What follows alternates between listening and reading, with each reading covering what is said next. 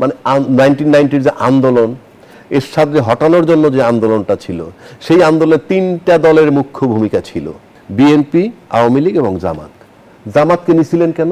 তাহলে 71-এর যেটা ঘটনা, ঘৃণিত ঘটনা তারা ঘটাইছে, আপনি তাকে মন্ত্রী বানাইলেন কিভাবে? তখন কি সে রাজাকার না? নাকি রাজাকার ক্ষণে রাজাকার থাকে ক্ষণে ভালো হয়? আপনি আওয়ামী লীগের তাড়ানোর মানে কি স্বাধীনতা চলে গেছে আমার? আওয়ামী লীগের তাড়ানোর মানে কি আমার মুক্তিযুদ্ধের চেতনা চলে গেছে? নো! আরে আওয়ামী লীগের পক্ষে যে সাপোর্ট করবে, he will be hated by the people. জামাতের যে দলটা, জামাতের দল কিন্তু জনসভা করতে পারে না, তাদের হলো কর্মী সম্মেলন। কেন আমি বলি? তাদের দলে মানে আমি যতটুকু জানি, কে ট্যাবলেট ইয়াবা খায়, কে মদ খায়, তাদেরকে নেয় না, কে উল্টা পাল্টা করে তারা নেয় না, তার সাথে যায় না। এবং মিটিং করলে দেখবেন সব ভদ্রচিত লোকগুলা বসে থাকে, টুপি দাড়ি যাই থাকুক না, হট এভার ইট ইজ। কিন্তু যাদেরকে আপনি নিচ্ছেন না তারা তো ভোটার। যে আমরা যদি দীর্ঘ 1991 সাল থেকে 2024-এর ইতিহাস দেখি, তাতে মোটামুটি 33 বছর। এই 33 বছরের মধ্যে 111-এর 2 বছর আর ইউনূস সাহেবের 15-16 মাস বাদে বাকি সময়টা ক্ষমতায় ছিল দুটো দল।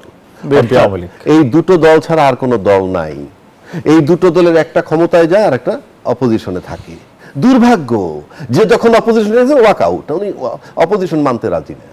সেই বিষয়ে আমি যাচ্ছি না, দল তো ছিল এই দুইটা। সেখানে আজকে যে দুইটা দল আছে, বড় দল এবং ছোট দল, ওই ছোট দলটাকে তো ধর্তব্যই না। কারণ আজকে যে দলটা সবচেয়ে বড়, তার প্রতিদ্বন্দ্বী ছিলই পতিত দলটা। সেক্ষেত্রে কেন এত এই সমস্ত সিলি ইস্যু নিয়ে সকাল বিকাল কথা হচ্ছে, আমার মাথায় ধরে না যে এরা কি গেইন করতেছে না লুজ করতেছে। যেমন ধরেন একটা ঘটনা বলবে যে ধরে আপনি ব্যারিস্টার ফুয়াদরে তাড়ানো হয়েছে এলাকার থেকে। আচ্ছা, কি কি কনফার্ম হয়েছে এখানে? নাম্বার 1, যে আপনারা কাউকে সহ্য করতে পারতেছেন না, যার ভোট 500,000 হবে কিনা সন্দেহ। কথার কথা উনি বলেছেন যে 10 লাখ ভোট কমেছে বিএনপির। আচ্ছা, উনি বলেছে 10 লাখ উপর হামলার ঘটনা। আপনি দেখেন, তাহলে আপনি এই যে একটা ঘটনা ঘটাইলেন, সেদিন ইলেকশন করে কি হবে? ইলেকশন করলো বিএনপি প্রার্থীর সামনে, বিএনপির সামনে সে কি, কারণ তাকে তো আরো বরং হ্যান্ডশেক করা উচিত ছিল। আপনি যদি গেইন করলেন কি? নাম্বার 1। নাম্বার 2, প্রশাসন ওয়াজ সাইলেন্ট। প্রশাসন নাকি সব জামাতে সাজায় রাখছে, এরকম কথা আমি পাই। তাহলে প্রশাসন সাইলেন্ট। আচ্ছা, প্রশাসন সাইলেন্ট থাকার মানে কি? লেভেল প্লেইং ফিল্ড নাই, অথবা প্রশাসন ওই বড় দলের বিরুদ্ধে কোনো কথা বলতে পারতেছেন না। সব মিলেই তো লেভেল প্লেইং ফিল্ড নাই। তাহলে আপনি নির্বাচন কিসে করতে যাচ্ছেন? আমি মানে দেখিই না যে আপনি একটা মাঠ যে দেখাবেন, মাঠটা সুন্দর, আপনি ওইখানেই তো তাকে ওয়েলকাম করা উচিত ছিল। মোস্ট ওয়েলকাম, আপনি আসেন, করেন, সমস্যা কোথায়? This is the thing.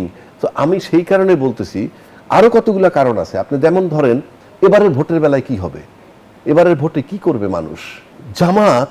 জামাতের যে দলটা, জামাতের দল কিন্তু জনসভা করতে পারে না, তাদের হলো কর্মী সম্মেলন। কেন আমি বলি? তাদের দলে মানে আমি যতটুকু জানি, কে ট্যাবলেট ইয়াবা খায়, কে মদ খায়, তাদেরকে নেয় না, কে উল্টা পাল্টা করে তারা নেয় না, তার সাথে যায় না। এবং মিটিং করলে দেখবেন সব ভদ্রচিত লোকগুলা বসে থাকে, টুপি দাড়ি যাই থাকুক না, হট এভার ইট ইজ। কিন্তু যাদেরকে আপনি নিচ্ছেন না তারা তো ভোটার। এখন একটা নদীর মধ্যে সাপ, ব্যাং, কুচিয়া, বোয়াল মাছ, হাঙ্গর, কুমির সব থাকবে। সবটাকে অ্যাকোমোডেট করার রাজনৈতিক দলের কাজ। জামাত তো সেদিক থেকে অনেক পিছিয়ে। জামাত নিয়ে তারেক রহমানও বলেছেন যে 71-এ জামাত কি কি করেছিল সেটা যেন মানুষ মনে রাখে। না, সেটা বললে আমার একটু দ্বিমত আছে। কেন? আমি আগেও বলছি, এখনো বলছি, আমি আমার স্ট্যান্ড থেকে সরব না।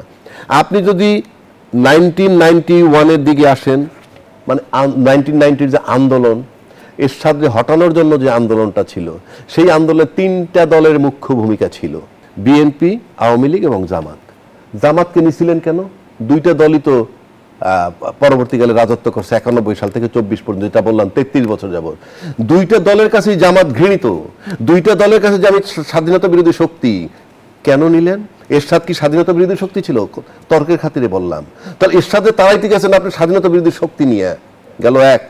তারপরে এই স্বাধীনতা বিরোধী শক্তিকে আপনার মন্ত্রিসভায় ঠাঁই দিয়েছেন। তাহলে 71-এর যেটা ঘটনা, ঘৃণিত ঘটনা তারা ঘটাইছে, আপনি তাকে মন্ত্রী বানাইলেন কিভাবে? তখন কি সে রাজাকার না? নাকি রাজাকার ক্ষণে রাজাকার থাকে ক্ষণে ভালো হয়? আপনি বি লজিক্যাল, বি প্র্যাকটিক্যাল। সুতরাং আপনি 71-এ কি করেছে, আপনি একটা ঘটনা 71-এ আমি মানলাম অবশ্যই তারা সেটার জন্য তাদের বিচারও করা হয়েছে। যদি বলেন বাকি লোকের বিচার করা হয় নাই, এই দায় তো অন্য কারো না। আপনি বিচার তো 5 বার করতে পারেন, করেছেন। এখন এটা বললে আমি জামাতের ট্যাগ লাগাবে আমাকে। No, I am talking about the reality. আপনি তাকে নিয়ে মন্ত্রী বানাইলেন, 2টা মন্ত্রী পরিষদ, 5টা বছর তারা মন্ত্রিত্ব করেছে। কেন? তো সে কি রাজাকার নয়? তাহলে আপনি এখন আবার রাজাকার বলবেন কেন? বা কি করেছে? আপনি যদি ওইভাবে যান, আমার বাবা কি করতেন, ইউনিভার্সিটিতে বহু ছেলে আছে রাস্তায় মারামারি করেছে, ইউনিভার্সিটি করে না, এখনো করে, করার পর পুলিশ গ্রেফতার করে না, করে। তারপরে যখন সে বিসিএস পরীক্ষা দিয়ে বিচার হয়, ওই ঘটনার জন্য কি তাকে বাদ দেওয়া যাবে? তাহলে তো তুমি ওই মারামারি করছিলা বাদ। সুতরাং আপনাকে দেখতে হবে প্রেজেন্ট আপনি কি করেন। দেশ স্বাধীন হয়েছে, দেশের স্বাধীনতা আজকে হঠাৎ করে আবার কিন্তু 53-54 বছর পর যখন আওয়ামী লীগের পতন হলো, তখন আবার একটা বয়ান শুরু হলো, স্বাধীনতার পক্ষ শক্তি আর বিপক্ষ শক্তি। কেন? আপনি আওয়ামী লীগের তাড়ানোর মানে কি স্বাধীনতা চলে গেছে আমার? আওয়ামী লীগের তাড়ানোর মানে কি আমার মুক্তিযুদ্ধের চেতনা চলে গেছে? নো, মুক্তিযুদ্ধের নেতৃত্ব বঙ্গবন্ধু দিয়েছেন, ফাইন। এবং বঙ্গবন্ধুর পক্ষে জিয়াউর রহমান সাহেবের নেতৃত্বে একটা বিশাল যুদ্ধ হয়েছে, উনি ছিলেন sector commander. I salute both of them. But তারা অর্জনটা করছেন কার জন্যে? তাদের ব্যক্তির জন্য না, রাষ্ট্রের জন্য। রাষ্ট্রের স্বাধীনতা আছে, রাষ্ট্রে 71-এর মুক্তিযুদ্ধ আছে।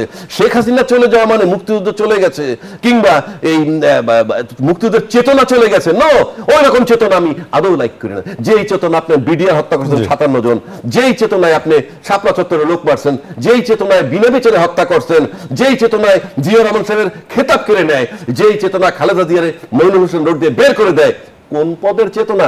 Get lost. তারা কিসের মুক্তিযোদ্ধা? বারবার আমরা একটা বয়ান তৈরি করি এখন, কি আওয়ামী লীগের সবাই মানে মুক্তিযুদ্ধ চলে গেছে। আরে আওয়ামী লীগের পক্ষে যে সাপোর্ট করবে, he will be hated by the people.